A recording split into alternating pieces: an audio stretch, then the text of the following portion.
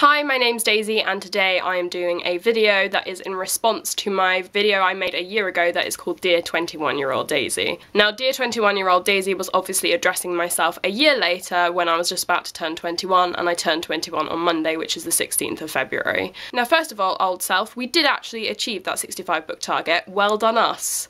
I know that wasn't something you actually wanted to address, but you wanted to make sure that you stuck to your actual New Year's targets, and we did it, so I'm proud of us.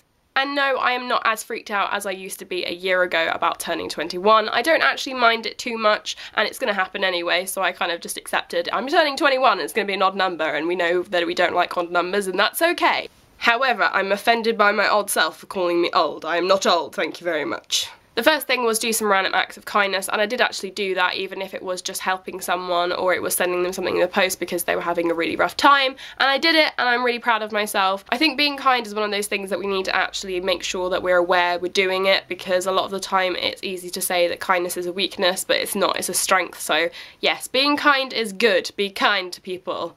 The second thing was to meet a booktuber, and this kind of happened but kind of didn't. Now, I didn't actually meet a booktuber that I knew of beforehand, but I kind of met someone in the June event that I went to at Bloomsbury that kind of did a bit of booktubing, but I didn't really know them. I only talked to them for about 10 minutes, so it didn't really count as much. However, I'm actually doing that next week. On Wednesday I'm going to Electric Monkey for a actual publishing event, and I get to meet Kit Kats Can Read, and I absolutely love Katie and we've become very close people, and I just am really happy that I actually get to meet a booktuber that I know, and I'm really excited, and I'm glad that although I spent a whole year not being able to do it, I'm actually going to meet someone that is a friend and everything else, and I'm just so excited. Number 3 was finally read all those John Green novels. I'm sorry, past Daisy, that did not happen. I still haven't read Looking for Alaska, I still haven't read Abundance of Catherines, I haven't read Will Grayson, or Let It Snow. It didn't happen. It just, just sometimes stuff doesn't happen, and that was a foolish task to me. Number 4 was don't be so self-conscious about being a fangirl. I've sort of matured over the last year, and I've realised that fangirling is perfectly normal, it's fine, it's not hurting anyone. If you're hurting someone, then that's when you have to reevaluate life, but obviously where I have a little bit more of a busy lifestyle occasionally, then I obviously don't look at all the websites that report on all the fangirly stuff, so I don't actually go, oh my god, so often. So it's kind of one of those things that's dimmed down because everything else is coming to priorities and everything else, so you know, I have come to deal with that, and that's good. Number 5, or otherwise known as number 4 because I repeated number 4 twice, was to not be afraid of messaging people. Now, I have actually got better at this, and I have made friends with people who might be higher on the booktube spectrum, and I'm not worried about that as much anymore because I just think, well, they're human too. And as I repeated last year, my mum says they still poo too, so nobody is better than you because they still poop. So you know, that is my motto for most things. If I get annoyed, I'm like, well, you still poop too. Don't think you're better than me.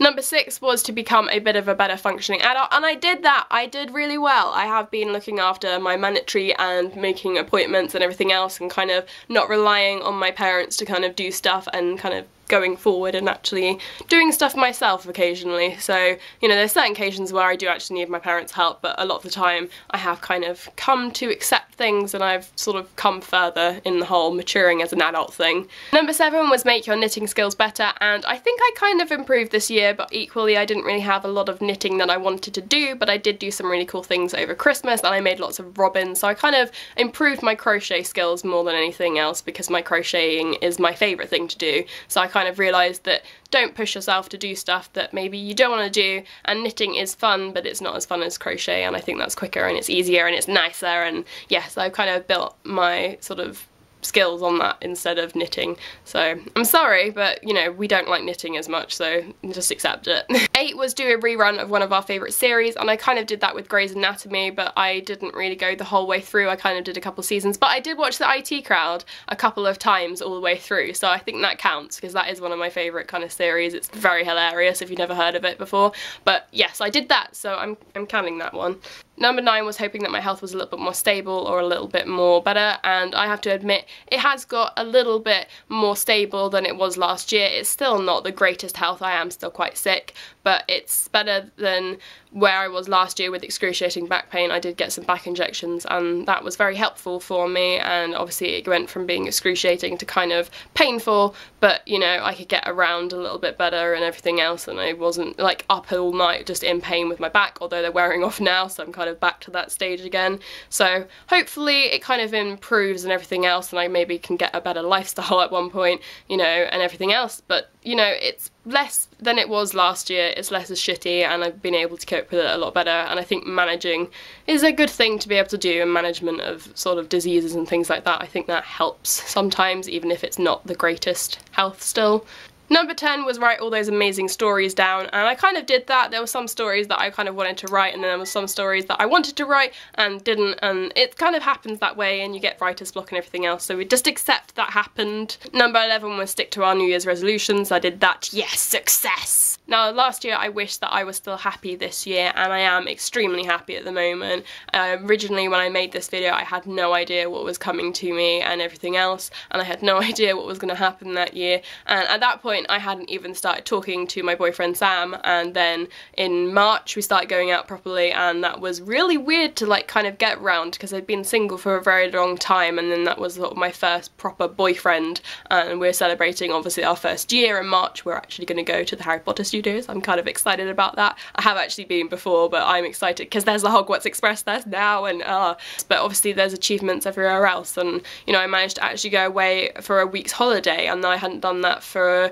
probably about 7 years because I'd never been able to actually manage that because I was always too ill, so that was an amazing sort of thing. You know, it's really nice that I have a bit more of a social life as well, because I didn't really have a social life before because I was very ill and in bed, and I didn't really know anyone else in my town because obviously everyone had lost touch with me. A couple other things obviously changed where I cut my hair off and I dyed it different, so I look very different from last year, and I think I got different glasses and everything else, so it kind of my appearance looked ever so slightly different over the last year. And of course I got my braces off, which was fantastic. It's weird looking back at yourself a year ago because you see how truly different you are from, you know, there, and you don't always see the difference because obviously you're living with it daily, whereas if you look back and you go, actually I'm very different from when that happened, and it's very strange. I'll admit that, it's strange, definitely. That's the end of my video really, and I hope you guys thought this was interesting, just as you thought it was interesting last year, obviously addressing myself. And yes, I'm going to be turning 21 soon, so